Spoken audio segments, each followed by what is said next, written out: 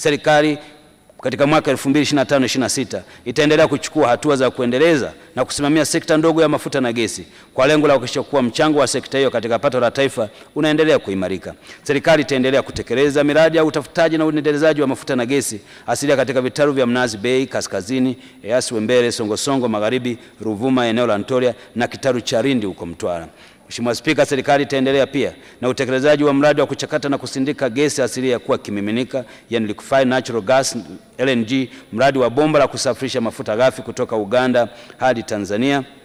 ujenzi wa vituo vya CNG, miradi ya usambazaji wa gesi asilia katika mikoa mbalimbali nchini pamoja na nchi jirani. Mheshimiwa Spika, serikali itaendelea kushapia nchi yetu inaendelea kuwa na uhakika wa upatikanaji wa bidhaa ya mafuta ya petroli pamoja na kutekeleza masuala ya kiudhibiti katika sekta ya nishati ili kuimarisha tija na ufanisi pamoja na utoaji wa huduma bora kwa wananchi.